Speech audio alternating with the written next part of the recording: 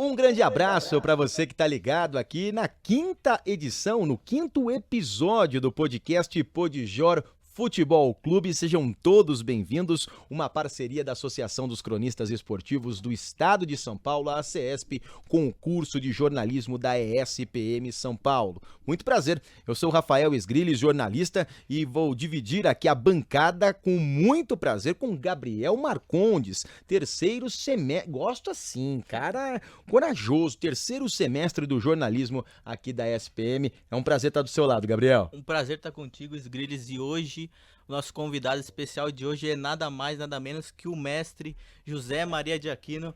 Uma honra receber você aqui. É uma honra toda minha, é um prazer conversar com jovens, desejar a todos eles um futuro brilhante, que entendam muito bem o que é ser jornalista. É uma responsabilidade muito grande, porque você leva a verdade ou a distorção para quem vai ler, para quem vai ouvir, para quem vai ver. E é uma responsabilidade muito grande. Verdade, verdade, e eu tô completamente arrepiado aqui, porque eu não sei se eu te chamo de senhor, se eu te chamo de lenda, ou se eu chamo você de você. Eu não sei, porque eu tô arrepiado aqui. É melhor me chamar de você ou de Zé, porque lenda é uma coisa que é do passado. Dá a sensação de que você tá em Cairo, tá no museu, tá em algum lugar. Senhor é uma coisa muito velha também. E quando chamam de mestre, a sensação que eu sinto, assim, você tá aposentado, devia ficar em casa, cuidando dos bisnetos. Então, Zé é muito melhor. Eu vou de Zé e vou de você, que é muito mais informal. De que maneira, isso é uma coisa até que eu conversava com o Gabriel e com a Patrícia Rangel, a quem eu agradeço demais aqui a essa oportunidade, professora da ESPM. Eu conversava há momentos atrás com o Gabriel sobre a questão muito importante, como ao longo do tempo, as linguagens do jornalismo ela vai se mudando, ela vai se aperfeiçoando e também se alterando. Qual é o principal desafio hoje para o jornalista a cada 10 anos, a cada 5 anos, porque muda muito, Zé? Qual é essa barreira de um jornalista experiente com essa modernidade toda, Zé? Olha, o mais importante eu acho que não mudou. É a ética. É você ser aquilo que eu falei no início. Uma pessoa ética. Uma pessoa que busca a notícia, confira a notícia e leve a notícia para quem vai receber com toda a verdade, do honra e do erro. Então essa não muda. O principal não é só no jornalismo, em qualquer profissão. Médico, advogado, eu sou advogado. Padre, não é? Todo mundo tem que ter, acima de tudo, ética. Aí depois tem a forma que você está. Imagino que seja a sua preocupação de como buscar a notícia, de como transmitir a notícia, e a finalidade é sempre a repercussão que vai ter. É como na publicidade. Tem que ter uma grande ideia e tem que vender. São as duas pontas. Eu imagino, eu sou leigo em publicidade. Como eu tô na casa da publicidade, eu vou chutar. Você tem que ter um bom mote, e aquilo o seu produto tem que vender, porque é isso que o patrocinador está procurando. Não é? Agora, o meio é que é o importante, você desenvolver essa boa ideia para transformá-la numa grande publicidade, não é? Para vender. Às vezes é uma coisinha simples. Ontem eu estava lendo que a Bombril está pensando em voltar a ser a grande Bombril dos anos 80, 90. E quem é Latinha, que foi... Latinha é uma latinha pequena, né? Quem é Bombril? Tinha, que era o grande mestre dessas coisas. Era o garoto propaganda. Aquela cara dele. Também ele não pôde mudar. Ele não fazia mais nada, só podia fazer aquilo. Eu conheci quando ele era cabelo preto, ainda tinha cabelo, e depois quando já era vovô. Mas ele era aquela cara. Né? É aquele da suquita. O cara ficou marcado. É uma pequena ideia. Eu, por exemplo, tive a oportunidade... Eu posso falar isso? Claro, assim? Fique à vontade. Eu tive a oportunidade de ganhar um prêmio ESSO, que é o prêmio que jornalista... Antigamente, não sei se ainda tem, ambicionava. É como o Oscar para o artista de cinema, não é? Se ganhar um prêmio extra, não significa que você é um grande jornalista. Significa que você ganhou um prêmio extra, como o Nelsinho também. Nós dois não somos grandes jornalistas, nós somos enormes. Então, tirado de uma ideia. Né? Nós lemos uma entrevista do Pelé, em que ele dizia, lá no meio da entrevista, a vida do jogador é um escravo. Tem que viajar toda hora. E no tempo deles, era realmente ser quase que um escravo. O Santos viajava um dia sim, um dia também. Fazia 100 jogos num ano. Às vezes ele chegava em São Paulo sábado à tarde ou domingo de manhã, dormia um pouco no hotel e às 4 horas estava no Pacaembu jogando. Né? Aí pegamos aquela frase e fomos desenvolver. Então, nós tínhamos um mote. Né? Pelé dizendo que a vida de jornalista é um escravo. O jornalista é um escravo. O jogador é um escravo. Bom, então agora vamos buscar por que ele acha isso. Então, naquela época, o jogador ele não é como hoje, que é dono do futebol dele, da arte dele. Ele jogava no Corinthians, no São Paulo, no Flamengo, no Vasco, e ele era preso até os 32 anos. Você, depois que entrava, assinava um contrato, o contrato terminava, você não podia ir embora, você tinha que renovar. Se um outro clube quisesse contratá-lo, o dono dele naquele momento podia pedir o que quisesse. Ele ganhava 10 mil reais no dinheiro de hoje, naquela época não eram reais, né? Mas se fosse hoje, 10 mil reais. Mas o clube poderia pedir 100 milhões de reais ou 1 bilhão. Era a lei, não existia a lei. O jogador naquela época, ele se contundisse, e depois de 15 dias, a maioria dos clubes, não os grandes clubes, mas muitos deles, a maioria, né, mandava para o INSS. Você não vai receber mais aqui, é a lei. A lei manda que a partir de 15 dias ou 20 dias de afastado do serviço, você vai receber pelo INSS. Era assim. O jogador de futebol não podia fazer um seguro de vida, um seguro contra acidente. Porque era uma profissão em que as companhias de seguro olhavam e falavam, peraí, o cara anda de carro por aí, não podia ter. Então, não se viajava de primeira classe como hoje. Né? E eu chegava, como eu já disse, domingo cedo aqui em São Paulo e ia jogar à tarde. E aí uma série, aí nós fomos procurar o quê? Como preencher nós tivemos a ideia, tirada de uma frase, nós elaboramos o porquê daquela frase, se era verdadeira ou não. Era verdadeira porque tinha todos esses detalhes. E quem é que se encaixava? Aí fomos procurar jogador que estava com a perna quebrada e que não estava recebendo pelo INSS. Aí fomos ao sindicato dos jogadores. Não, nós não existimos, porque o presidente do Corinthians disse que nós somos todos comunistas. Então, não era respeitado, não tinha diálogo com os clubes. Né? Então, desenvolvemos uma série de 6 ou 7 reportagens, foram publicadas pela edição de esporte do Estado de São Paulo. Nós trabalhávamos na época no Jornal da Tarde, que foi um marco do jornalismo. Eu acho que todo mundo que vai fazer jornalismo de impresso tem que conhecer o Jornal da Tarde, tem que saber do que foi o Jornal da Tarde, tem que saber o que foi a Última Hora, que são marcos. Né? O jornalismo se divide antes de Última Hora e depois da Última Hora. Depois, antes do Jornal da Tarde e depois do Jornal da Tarde, que eram coisas fantásticas. Né? Era uma sensação maravilhosa você trabalhar no Jornal da Tarde. Você saía de manhã, buscava uma notícia, às vezes fresquinha, né? E à tarde já estava na rua. Ela não dormia a notícia boa do dia, não dormia na oficina para se ler no dia seguinte. Era uma emoção. Eu fui a um treino do Corinthians e descobri que o Garrincha ia jogar. Naquela época era muito importante saber isso, não é uma coisa qualquer. Né? E pela manhã e à tarde cheguei a meio-dia no jornal. O chefe Tom Gomes perguntou alguma novidade, ele sempre perguntava. Eu disse, o Garrincha vai jogar amanhã. Parem as máquinas! Era um grito que se dava antigamente quando se tinha uma boa notícia. Parem as máquinas! Aí todo mundo falou, o que que houve? Qual é a manchete? A Mauri Cruz é candidato a governador do estado de São Paulo. Tira! Garrincha joga amanhã, Mané joga amanhã, pronto. E já ia para a banca. Isso aí a gente sentia essa emoção.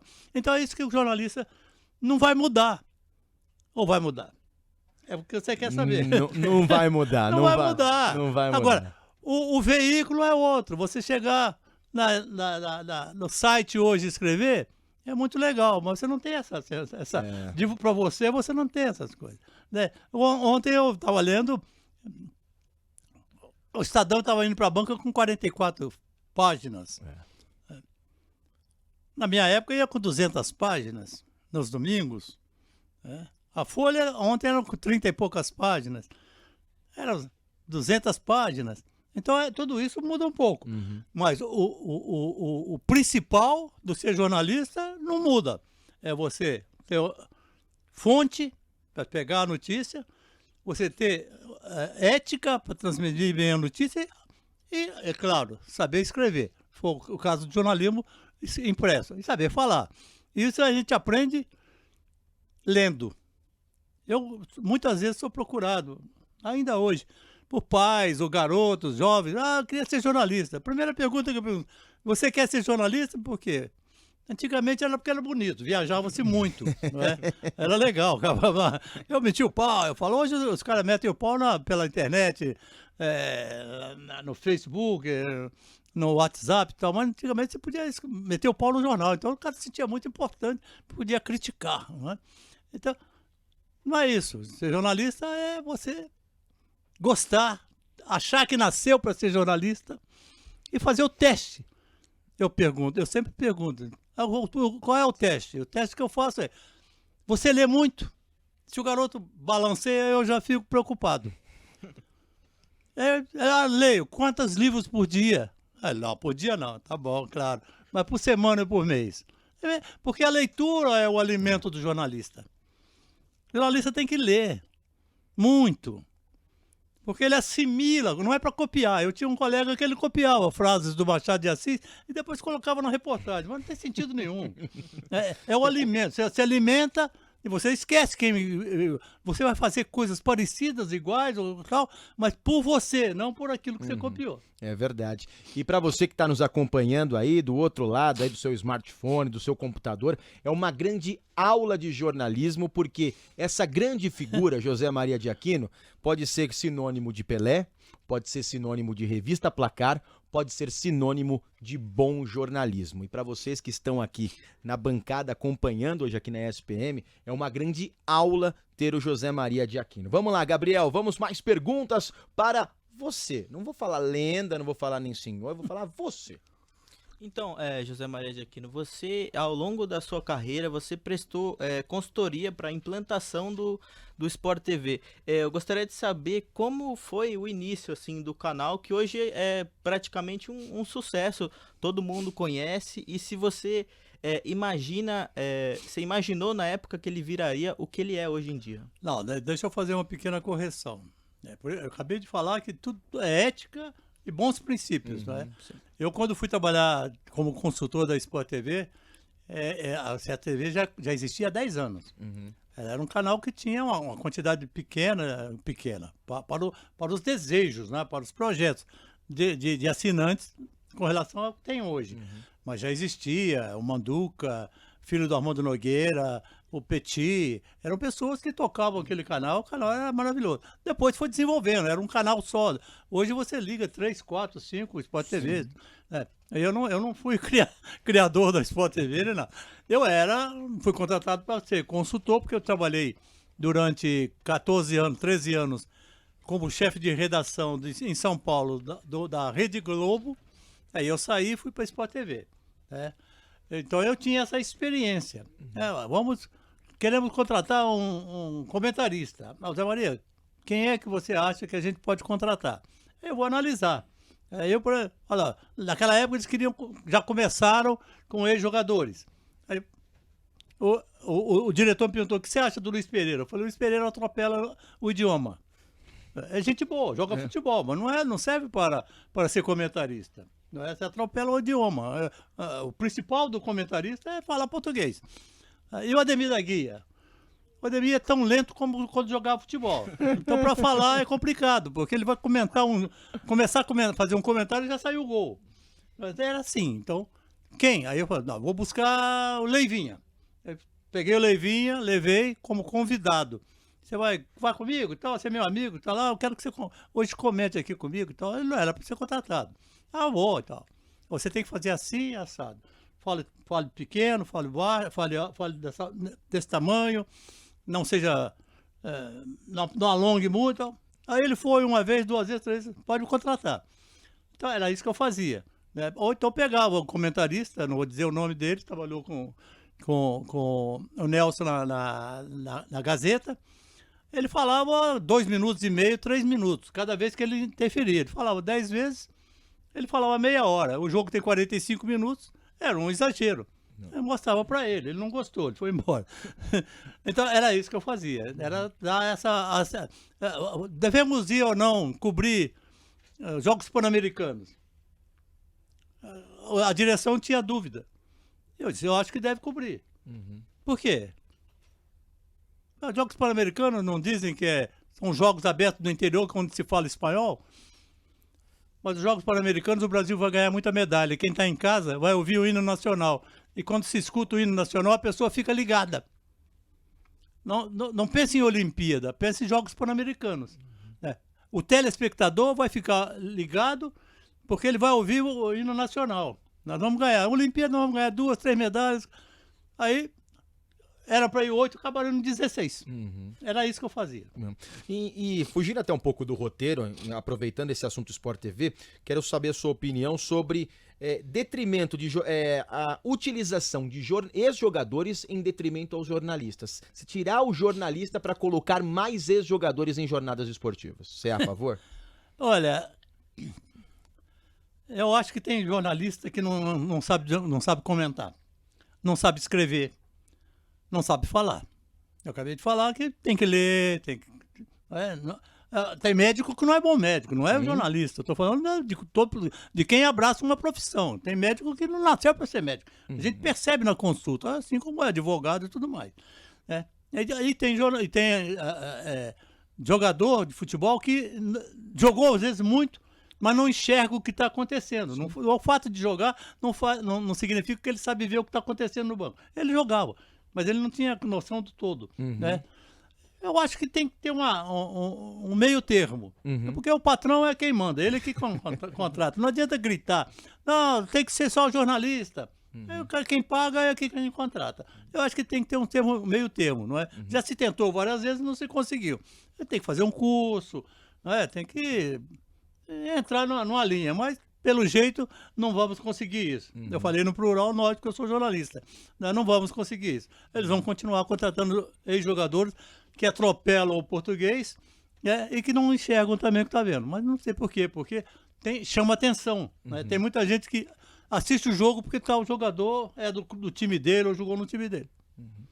E toda essa sua experiência com reportagem, com jornalismo em si, qual o principal ensinamento que você pode deixar para a gente, como você um jornalista já um mestre, né? E pra gente que está iniciando agora, qual é uma dica pra gente nesse início?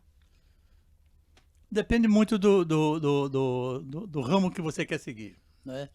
Tem jornalista que gosta de rádio, tem uns que querem escrever, gostam de escrever, e tem jornalista que tá fixado na televisão, não é? Quer ser repórter, quer aparecer, é uma coisa terrível. Eu trabalhei 14 anos comandando o esporte da TV Globo São Paulo, e era uma ciumeira enorme, porque só tem espaço para um aparecer, e tem 4 e todos querem aparecer, principalmente no Jornal Nacional. Agora, sempre vai cair naquilo que eu disse, não é? Você se aprimorar. O que você quiser ser, você tem que enfiar de cabeça, ir de cabeça naquilo que você pretende ser. Você quer ser bom repórter, você tem que treinar. Você quer ser bom repórter de televisão, você tem que começar aprendendo a segurar o microfone. Né? Se você pode segurar o microfone agarrando muito, você passa nervosismo, quem está em casa percebe. Isso aí você não pode ir com barba por fazer. A sua imagem é a imagem. Você entra na casa da pessoa, a imagem sua é a imagem da televisão. Né? Agora, aquilo ética, conhecimento, leitura, estudo, e bom comportamento. Você trabalha num lugar onde todo mundo vai escrever, é tranquilo. Mas se você trabalha num lugar onde nem todo mundo pode pôr a cara no Jornal Nacional, cria uma ciumeira enorme. Você tem que ser muito boa gente para aceitar ser essa concorrência, né? Porque lá é assim, não é qualquer... Eu não podia colocar quem eu quisesse para fazer uma reportagem que ia para o Jornal Nacional. Tinha uma ordem de cima, fulano podem. Fulano, não se falou o nome. Então, se não falou que pode, é porque não pode, né? A pessoa, o profissional tem que ter, desde o primeiro ano, noção daquilo, da responsabilidade dele para com ele e para com a empresa que ele vai trabalhar. É uma verdadeira aula de jornalismo, você que está nos acompanhando, mais uma edição do podcast, a quinta, né, no total, nessa parceria muito bacana da Associação dos Cronistas Esportivos do Estado de São Paulo com a ESPM São Paulo. Quero agradecer imensamente o carinho da sua audiência. Estamos recebendo essa lenda do jornalismo esportivo, o José Maria de Aquino, e não tem melhor pessoa para falar de Edson Arantes do Nascimento. E não conheço nenhum jornalista que soube conversar sobre Pelé, sobre escrever sobre o Pelé e sobre trazer histórias do Edson Arantes do Nascimento num momento muito complicado, né, Zé? Porque perdemos aí no último mês de dezembro o Pelé e eu fiz questão de ir às 3 horas da manhã no velório do rei do futebol. Não tive a oportunidade de entrevistar o Pelé nos meus 20 anos de carreira, mas você escreveu como poucos e sabe de histórias do rei do futebol. Zé, o que foi o Pelé na tua vida? Eu tenho um filho que exatamente hoje, está em Budapeste. E antes de eu vir para cá, ele mandou uma imagem da Catedral de Budapeste. Embaixo ele disse assim: Puskás foi enterrado aqui. Não seria uma boa ideia se eles fizessem isso no Brasil? Eu coloquei embaixo, eu pensei, falei para ele, seria uma grande ideia, ponto. Mas no dia seguinte apareceria alguém, o brasileiro gosta de um mimimi, gosta de uma confusão, de um fla-flu, principalmente nesse nosso momento, apareceria alguém dizendo, por que não o Rivelino? E por que não o Chico Buarque de Holanda? Você entende? Nós não temos cultura, nós não aceitamos esse tipo de coisa, é só isso. Agora, o Pelé mereceria, né? Mas ele escolheu o quê? Dizem que ele escolheu um lugar onde ele possa, teoricamente, tem nada teoricamente, onde ele estaria olhando o Campo do Santos, eu não sei se é qualquer coisa assim, não é? Eu contei, um dia me deu na cabeça, peguei a revista, jornais que eu tinha em casa, e contei 48 entrevistas que eu fiz com o Pelé, mas eu naturalmente fiz mais do que isso, durante toda a minha vida profissional. Eu comecei em 66. E fui até 76, com o Pelé entrevistando ele. A última entrevista que eu fiz foi nos Estados Unidos, ele jogando pelo Cosmos. Foram 10 anos acompanhando. E aí nenhuma foi repetida.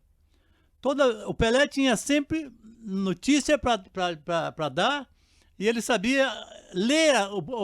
Quando ele sentia um repórter meio perdido, ele ajudava. Ele dava a linha. Em 1970, eu falo muito, vocês me contem. Fique à vontade.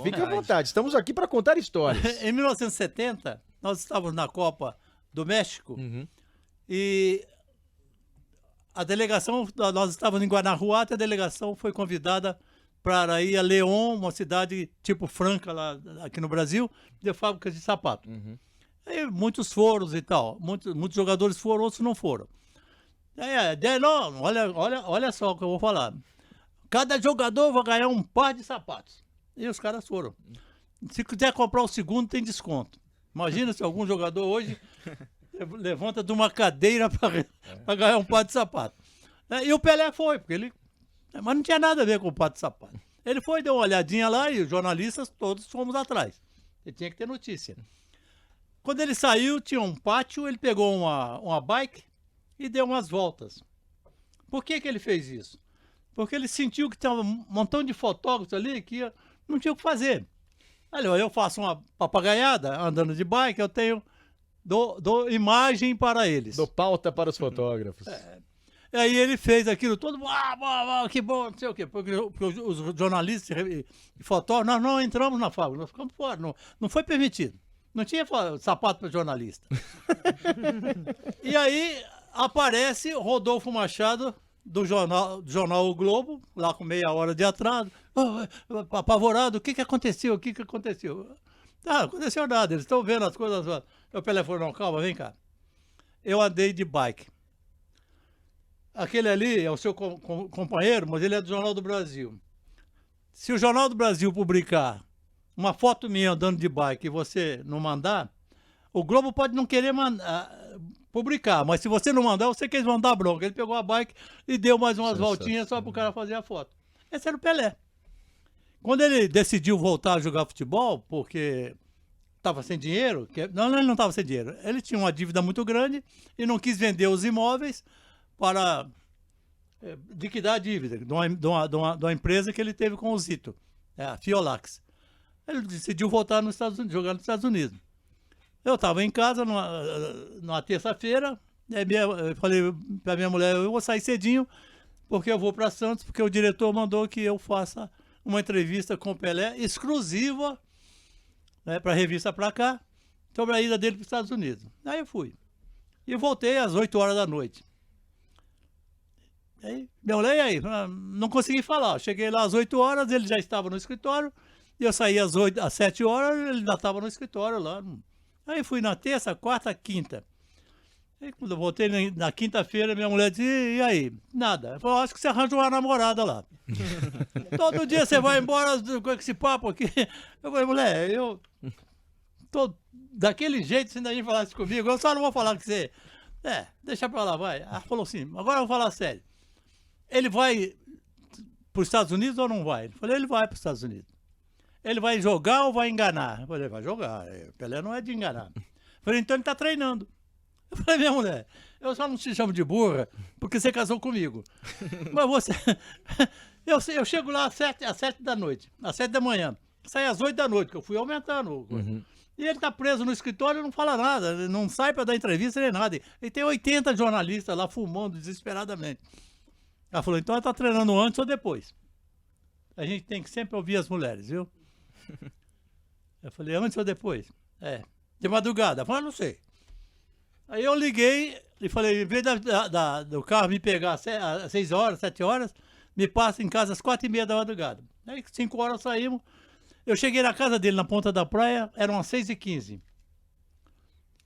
Falei pro bom motorista, dá sinal de luz. Aí deu, o vigia fez assim, já saiu faz tempo. E eu fui procurá-lo. Eu fui no campo do Brasil, que era a faculdade de educação física, não estava. Fui onde, na Light, não estava. Aí eu falei, bom, rapaz, treinar no Santos não é o lugar. Mas aí fui lá, ele estava lá. Aí o cara da portaria, falei, e aí, e o rei? Ele está treinando. Aí fui lá, olhei o campo, não estava. Eu voltei e falei, não estava. Então ele já parou. Aí eu fui lá no vestiário, bati na porta, abri assim, e ele estava lá, tomando banho. Eu falei, ô rei, dá 3 minutos pro seu amigo? Ele falou, não. Que isso, rei? 3 minutos, seu amigo. Falei, deixa ser chato, entra aí, vamos conversar o tempo que for. 3 minutos não dá pra falar nada. Aí ele foi lá, acabou de tomar banho, enxugou. Eu falei, só quero fazer 3 perguntas, porque eu sei até... Eu fiz uma vez um texto com o perfil do pé do Pelé. Já não tinha mais o que escrever. O perfil do pé, quantas manchas tinha, calos, né? A unha, se era torta, se não era torta, de tanto que já tinha escrito. Mas era para uma edição especial. Aí entramos, sentamos, ele conversou. Você vai? Vou. Quanto você vai ganhar? Tanto. Por quantos anos? Tanto. Eu falei, agora a última pergunta. Você sabe o que o povo está falando? Ele falou, eu sei, eu quero que o povo vá. Porque se amanhã eu ficar pobre e não for lá buscar minha vida, eles vão passar aqui na rua, na praia, e vão dizer, tá vendo aquele negão lá? Jogava mais ou menos. Ganhou dinheiro, mas bebeu tudo e jogou e gastou com as loiras. É assim que eles vão falar pra mim, de mim, ele falou. Aí terminamos, ele falou, você quer uma carona? Eu vou pro escritório agora. Eu fui lá pro escritório e vim embora pro São Paulo. E falei pra minha mulher, hoje eu vou te levar pra jantar. Porque a gente sempre deve ouvir as mulheres da gente. Tá, ela me deu a dica de que ele estava treinando antes de ir para o escritório. Às 6 horas da manhã ele já estava treinando. Sensacional. Só quem conhece o Pelé sabe escrever como pouco sobre o Edson Arantes do Nascimento, tem essas histórias como tem o José Maria de Aquino. Vamos lá, Gabriel, mais uma pergunta. Se vocês tiverem aqui alguma pergunta para o José Maria de Aquino, fiquem à vontade. Falando um pouco das suas histórias, você lançou o livro Minha Vida de Repórter, que inclusive está aqui na mesa, e uma autobiografia sua que você conta um pouco mais sobre as suas histórias. E eu queria que você contasse como foi feita aquela famosa entrevista com o Carrasco do Brasil na Copa de 50. Eu não sei se eles sabem quem é o Carrasco do Brasil na Copa de 50. Carrasco do Brasil, que ele se refere, era um uruguaio chamado Bidúlio Varela, que já, naquela época, hoje jogador de futebol tem um preparo físico fantástico, nutricionista, tem todas essas coisas. Ele já tinha 37 anos naquela época e já estava praticamente aposentado. Ele foi chamado para vir a ser o capitão da seleção uruguaia na Copa de 50 e ele comandou o time na final, o Brasil ganhando de 1-0, eles viraram por 2-1. Bastava um empate para o Brasil perdeu a Copa, foi uma choradeira fantástica. Aí todo mundo chamou de Carrasco, que ele cuspiu, que ele bateu no jogador brasileiro, tudo uma coisa que eu tinha idade para ver, mas não estava no Maracanã. E pessoas que nasceram 80 anos depois daquilo, contavam essas histórias. E vários jornalistas, né, foram ao Uruguai tentar, depois de 50, tentar entrevistá-lo. E ele não aceitava. Não dou entrevista para brasileiro. Em 1973, portanto, 23 anos depois, eu fui escalado para ir para a Argentina para cobrir uma partida de futebol do São Paulo contra o Independiente. Era na quinta-feira. Aí eu peguei a secretária e pedi a ela, você, em vez de me mandar para Buenos Aires, compra a passagem para ir para o Uruguai, para Montevidéu, e de lá eu vou para Buenos Aires. Eu quero ir na segunda-feira. Ela me mandou, eu fui para segunda-feira. Cheguei lá no hotel com um fotógrafo e liguei para o jornal para um amigo meu, Franklin Morales, um grande jornalista uruguaio, e aí me atenderam, por que você quer? Ele não estava, um colega dele me atendeu. Eu quero falar com o Bidúlio Varela, você e todo brasileiro que vem aqui, nem nós falamos com ele. Eu falei, não estou fazendo nada, onde eu o encontro? E ele me disse, olha, ele está jogando bocha no Parque Maldonado. Lá tem um clube que chama Clube Jackson, onde os jogadores de 1950 se reúnem, os que estão ainda vivos, e ele está jogando bocha lá, garantido. Eu falei, tá bom, peguei o fotógrafo, eram umas 8 horas da noite e fui para lá. Aí cheguei e ele estava jogando bocha. Aí parei, um dos que estavam de fora, companheiro dele lá, o senhor que deseja alguma coisa? Eu falei, eu sou jornalista, eu queria entrevistar o senhor Bidúlio Varela. Aí ele deu risada. Ô moço, eu falei, não fazendo nada. Aí ele pegou e disse, negro, se fosse no Brasil já estava sendo processado, né? Mas é negro lá, ele é negro como eu. E lá, negro, chama de negro e o cara não acha ruim. Né? Naquela época, pelo menos. Negro, é um brasileiro mais que quer falar com você. Ele olhou para minha cara e continuou jogando bocha. Eram umas 8 horas, 8h30. Lá para as 10h30, eu estava ali de braços cruzados. Essa é uma das lições que eu tirei e que eu passo para as pessoas. Você tem que ter paciência, perseverança. Né? 2 horas, eu não estou fazendo nada. Eu estou ali de braços cruzados vendo ele jogar bocha.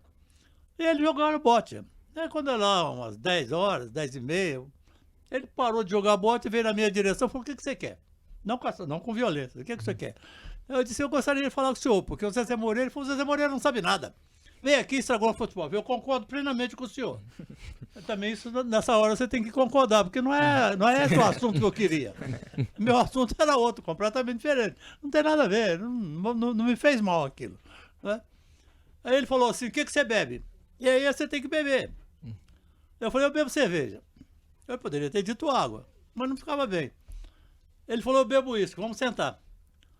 E ficamos conversando. Ele contou toda a vida, toda a história, tudo que aconteceu naquele dia, na noite, depois, da vida dele, como ele foi chamado de mercenário lá no Uruguai, tudo. Contou tudo. Quando eram as 3 horas da madrugada, já não tinha mais assunto. Eu estava com uma azia terrível. Tomar cerveja sem comer nada dá uma azia terrível. E ele já estava borracho, porque ele estava tomando uísque. E aí a pessoa do bar falou, olha, acabou o uísque, acabou a cerveja, que era uma forma de mandar a gente embora. Ele começou a falar mal do governo de lá. Ele era Tupamaro. Se vocês pesquisarem, você vai ver que Tupamaro era uma oposição brava, vocês já sabem, claro. Era uma oposição brava que está lá. Aí alguém bateu um deles bateu no meu ouvido, no meu ombro e disse, moço, você está com muita sorte hoje. Você foi o primeiro brasileiro que eu sei que entrevistou o Obdúlio Varela. Entrevistou o negro. Vai embora. Não estrague sua foto. Ele fala mal do governo, eles respeitam. Para você é meio complicado. Eu falei, tá na hora de curar minha azia. Peguei o táxi e fui embora. Eu cheguei aqui e escrevi uma reportagem. Irmão, quem mandou você fazer isso? Aí alguém perguntou. Ninguém me mandou fazer. Jornalista, você não precisa mandar fazer alguma coisa se você tem possibilidade de fazer uma boa coisa. Quando eu trabalhava lá na TV Globo, o repórter cinematográfico e tal, ia cobrir, por exemplo, um treino do Corinthians ou um jogo de futebol, mas ele saía orientado. Se você estiver indo e tiver um assalto, tiver um incêndio, tiver um prédio, esquece o treino do Corinthians e faz aquele assunto ali, porque aquele assunto é do momento. O treino do Corinthians, eu vou no arquivo e pego a imagem de ontem, é a mesma coisa, o jogador correndo para lá e para cá. Eu preciso do repórter escrever o texto, só isso. Agora, aquilo ali que está acontecendo, você tem que ser jornalista, tem que estar ligado, tem que estar aceso, né? Então é assim que fazer. Eu, quando fui cobrir a seleção brasileira nos Estados Unidos, eu fui só para fazer os jogos da seleção brasileira, eram 4 jogos no torneio do bicentenário da independência americana. E eu trouxe 8 matérias. Se eu estou lá, eu vou deixar de fazer uma reportagem mostrando como é que o Pelé está lá? Tem que fazer. Como é que está desenvolvendo o futebol de lá? Tem que fazer. Vocês me cortem porque eu falo muito. Não, fique à vontade. Ô Zé, por favor, mostre para nossa câmera ali central o livro, porque foi uma aula de reportagem. Minha Vida de Repórter, José Maria de Aquino. Quem tiver a possibilidade de ler, para quem quer fazer reportagem ou para quem quer entrar no jornalismo esportivo, por favor, isso, naquela câmera de lá, Zé, boa aqui. Quem quer ingressar no jornalismo esportivo é dever ler este livro do brilhante José Maria de Aquino. Temos perguntas da nossa plateia, no meu momento, Serginho Groisman. Vai, fala, garoto! Oi, José, que prazer estar aqui com você. Meu nome é Leonardo, eu estou no 2º semestre de jornalismo aqui na SPM. E eu queria saber dessa relação dos jogadores com os jornalistas antigamente. No último episódio a gente comentou que atualmente tá difícil dessa relação da imprensa com os clubes, com os jogadores. Eu gostaria de saber de como era aquela época, por exemplo, dessa história que você contou do Pelé, que você conseguiu entrevistar ele ali no vestiário mesmo. É o que eu falei, eu só com ele eu fiz, que eu apurei 48. Nos Estados Unidos você tinha que entrar na fila para fazer. Eu cheguei lá e falei, olha, para mim tá ótimo, vou ficar aqui um mês. Ele falou, não, amanhã nós almoçamos, eu sou proibido de dar entrevista pelo Cosmo, tinha toda uma norma, mas não sou proibido de convidar você para almoçar. Durante o almoço nós conversamos. Então era esse tipo de pessoa, né? Naquela época você ia aos treinamentos, você ia depois do jogo, você ia ao vestiário, você ligava pro jogador, olha, eu quero falar com você, Pedro Rocha, vem aqui em casa. Ele também foi à minha casa. Você conversava. Aí um dia, todos os jornalistas tinham essa facilidade. Um dia, eu tive a boa ideia de indicar um repórter para ser assessor de imprensa do Palmeiras. E aí desandou tudo isso que você tá preocupado agora. Chama-se Akais Felliger. Vocês devem ouvir falar. Sim. O Palmeiras tinha contratado o Paulo Russo, que era um ex-jogador de vôlei, para ser o assessor, para ser o manager lá. E o Paulo Russo convidou uma pessoa que é amiga da professora, chamada Sônia Peixoto, brilhante jornalista da Bandeirantes. Aí a Sônia Peixoto foi lá conversar com ele. E ela é minha amiga. E me consultou o que eu achava. Eu disse, você vai ficar 2 meses desempregada. E você não vai aguentar a chateação dos nossos colegas. Você é uma moça muito delicada, né? Jornalista homem, todo mundo quer ser o bom, quer ser o primeiro. Você não vai aguentar, você vai ser sufocada e o Mustafa Contuti vai te mandar embora. Porque você vai perder o seu emprego na Bandeirantes. Mas se você quiser ir, ela falou, não vou. Quem você acha que eu devo indicar a ele? Eu falei, Kais Fellinger. Por quê? Primeiro que ele é palmeirense. Segundo que ele trabalhava na Sport TV comigo e foi mandado embora, não por causa da Sport TV, mas por causa de alguém que trabalhava junto com a gente, de uma forma injusta. Ele estava desempregado. Foi injustamente mandado embora. Ele é palmeirense e ele é competente. Eu acho que você deve indicá-lo. Ele indicou.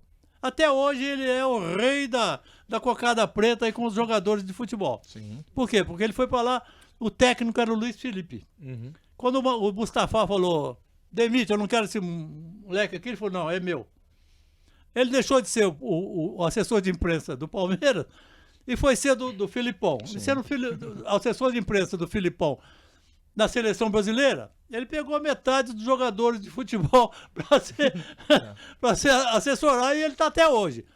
Só que ele, quando estava no Palmeiras, ele inventou essa coisa. Os jogadores eram dele, não é? Era o dono. Então ele chegava e falava assim, hoje eu vou colocar você no programa Arena. Aí ele ligava para a Arena. Aí eu estava fazendo o Arena, que é um programa de debate que tinha na Sport TV, ele falava assim, olha, a gente podia trazer o fulano de tal. Aí ele ligava para o Acais, disse que hoje ele não pode ir. Ele só pode ir o dia que o Acais pode. Então, o Acais criou essa coisa de ser a barreira entre a imprensa e os jogadores. Hoje você não assiste mais treinamento. Então o repórter ele não vê como o time está jogando. Ele não sabe se o jogador está machucado, está isso ou está aquilo, não é? E aí depois ele é obrigado a falar. E aí fala às vezes coisas que não é verdade, que não é certo, porque ele não está lá, não permitem mais que entre. Antigamente eu batia na porta do vestiário e entrava. Hoje você não entra no setor de treinamento, no CT. Essa é uma dificuldade que você vai encontrar. Verdade. Bom, vou abordar aqui porque o tempo correu bastante nesse papo muito bacana. Eu falo muito. Não, mas estamos aqui para contar histórias, isso que é mais o delicioso dessa entrevista. E também, além de associar ao Pelé, José Maria de Aquino também é sinônimo de Revista Placar. E vocês vão aí acompanhar as imagens da Revista Placar que ele trouxe com relação ao número 0. E eu queria que você falasse um pouco da Revista Placar no decorrer dos tempos, né? Era uma das poucas revistas especializadas em futebol, em esporte. Depois teve um formato grande, né? Acabou sendo aquele formato diferente do que acontecia aqui no Brasil. E hoje está nas mídias digitais. Como é que você enxerga todo esse caminho de principal revista chegando até as mídias digitais da Revista Placar, Zé? Olha, a Revista Placar, ela foi para as bancas em março de 1970. Portanto, há 53 anos e alguns meses. Ela resolveu montar uma revista com pessoas que pudessem chegar na segunda-feira e na segunda-feira seguinte colocar uma revista na banca. Ou seja, jornalistas que já tivessem a experiência de fazer um tipo de reportagem que eles queriam. E aí ela foi no Jornal da Tarde, onde nós estávamos, eu, Michel Laurence, o Edil tinha passado por lá, estava no Rio, mas era do mesmo time, né? Vôlei Guimarães, e nos convidou para trabalhar na Revista Placar. Era um time que já sabia fazer um jornal que era uma revista diária. Né? O tipo de escrever do Jornal da Tarde encaixava numa revista semanal. E fomos para lá. Durante 2 meses foi feito um treinamento que é necessário e em março a revista foi para a banca. A gente tinha essa facilidade, né? Tinha autonomia. Era uma revista que às vezes chegou para mim e disse: amanhã você pega a mala, pega seu passaporte, vai no 4º andar, no 6º andar, pega os dólares e vá para os Estados Unidos que o Tostão foi internado e nós queremos uma reportagem do Tostão internado. E você saía daqui, pegava o avião, ia para lá e fazia entrevista 2, 3 dias, ficava lá 2, 3 dias e voltava. Sexta-feira você sai daqui, vai para Lisboa e você vai apresentar os jogos da loteria esportiva, 6, 7 jogos. Você vai para lá, colhe todas as informações, vai para um Telex, vocês estão livres do Telex, e manda para cá. Eles chegaram ao absurdo de me mandarem para Moscou, numa terça-feira, para fazer um jogo, quarta-feira à noite, no dia seguinte à noite, em Moscou, porque depois o Brasil ia jogar lá e queria saber como é que estava a seleção russa, naquela época soviética, em 73. Com um detalhe, sem visto de entrada. Para ir lá você tinha que entrar, ter visto carimbado por Deus e o mundo. Então, esse tipo era o tipo de revista, uma revista dinâmica, uma revista que a gente tinha trânsito livre, e que a gente fazia com coração. Nós entramos, em seguida, julho, já fomos para o México, para a Copa, e quando voltamos, a revista estava dizendo que ia ser fechada. Tem isso também.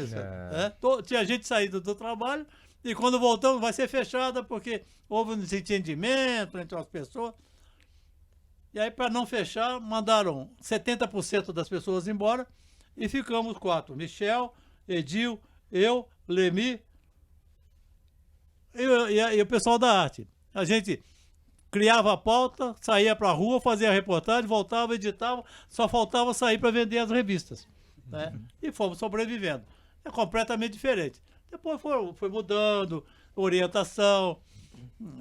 Eu fiquei lá até 82, quando eu fui demitido. E eu acho que a revista mudou, deixou de ser a revista que a gente gostava, que tinha no coração. Mas também porque, é isso que eu te falei, antigamente você ia a Santos, você encontrava 5 jogadores da seleção brasileira. Você ia no São Paulo, você encontrava 3, 4 da seleção uruguaia. Você ia no Rio, tinha um montão de jogadores atuavam aqui. Hoje os jogadores nascem e vão embora. Quer dizer, as estrelas, não é uma crítica à revista só. Você não tem as estrelas, você não tem o material humano para trabalhar.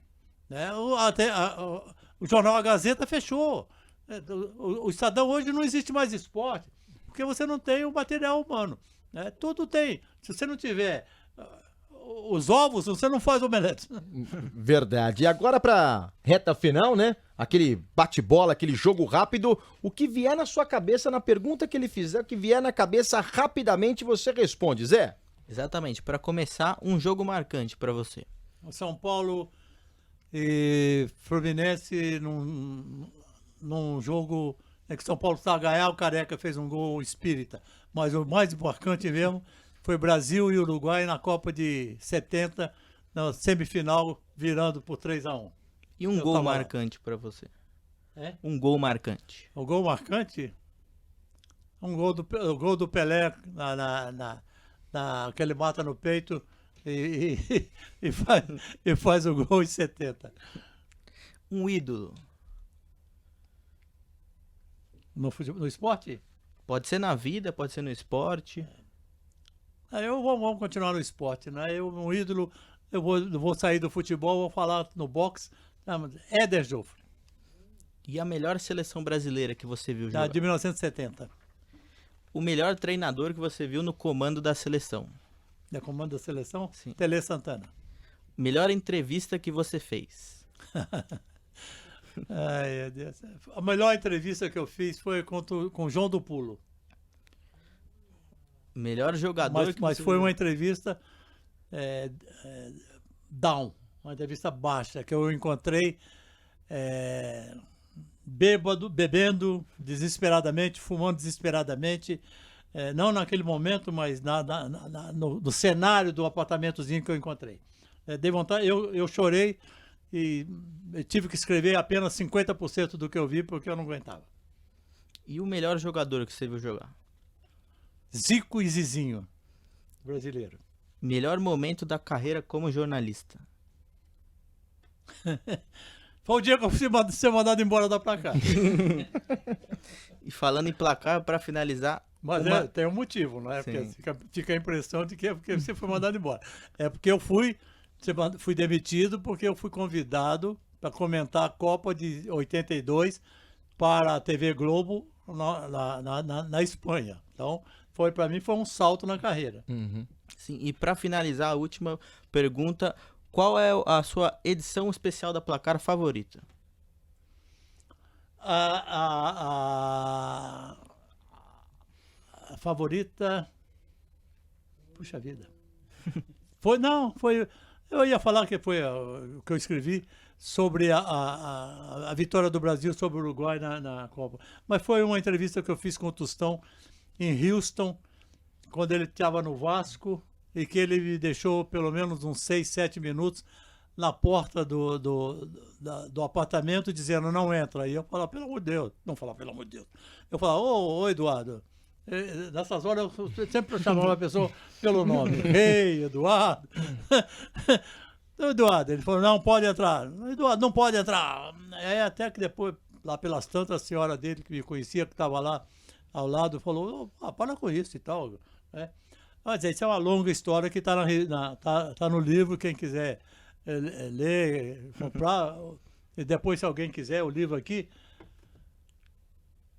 Essa para mim foi a mais importante, porque eu perdi uns 4 quilos só de suor ali naqueles minutos, de ter saído daqui e ter ido a Houston, né? Quando o repórter de lá não conseguiu entrevistá-lo, né? Quando daqui por telefone ele disse que não atendia, e eu fui na Galega. Só que eu fui, e uma outra lição que eu passo para vocês. Me deu na cabeça, orientado. Eu levei um terno. O jornalista anda de tênis, calça jeans. Mas eu fui para os Estados Unidos, em Houston. Eu coloquei um terno na mala. Eu não sabia por quê. Paletó, gravata, tudo bonitinho. E eu cheguei lá, descobri o apartamento que ele estava e vesti o terno, tomei um banho, vesti o terno e fui andando. E fui olhando. Aqui só passa médico, aqui só passa funcionária, aqui só passa quem pode.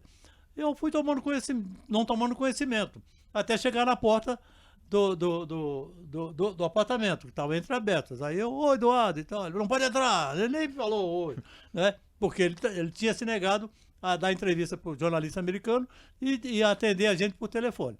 Então, para mim, foi uma coisa fantástica. E aí, o que desenvolveu depois ali é maravilhoso. Quero agradecer imensamente a você que nos acompanhou até agora nesse papo, nessa aula de jornalismo com a lenda José Maria de Aquino. Uma honra receber você. E recentemente, Pelé virou verbete em dicionário. Então eu quero falar, para qualquer coisa, se você é o melhor na agropecuária, você vai ser o Pelé da agropecuária. Se você é o melhor no remo, você vai ser o Pelé do remo. E aqui estamos recebendo o Pelé do jornalismo esportivo, José Maria de Aquino. Zé, muito obrigado por você atender o nosso convite aqui nessa parceria da CESP com a SPM São Paulo. Muito obrigado, Zé. Eu que agradeço e digo para vocês o seguinte, não aceitem esse tipo de provocação. Não é provocação! De dizer que você é o bom porque você envaidece. Eu já tô velho, já não posso mais. Mas você é novo... Você envaidece e você deixa de ser realmente o bom se você começar a se envaidecer. Não entra nessa, não. Eu agradeço muito a todos. A homenagem a José Maria de Aquino. Obrigado, Gabriel. Também uma honra estar do seu lado. Muito obrigado, uma honra recebê-lo aqui. Obrigado. E aqui é um ponto final em mais um episódio do podcast, o Podijora Futebol Clube, aqui nessa parceria da ACESP com a SPM São Paulo. Muito obrigado e até a próxima. Ficha técnica, apresentação, Rafael Sgrides e Gabriel Marcondes, roteiro e produção, Guilherme Tadeu e Thiago Bittar, mídias sociais, Eduardo Jimenez e João Pedro Camacho, trabalhos técnicos, Afonso Afonsos, Marcelo Bonora e Marcelo Urso Fernandes, trabalhos técnicos, ACESP, Nelson Nunes e Ana Marina Maioli, supervisão de conteúdo dos professores Patrícia Rangel e Antônio Rocha Filho. Aguardo você no próximo podcast.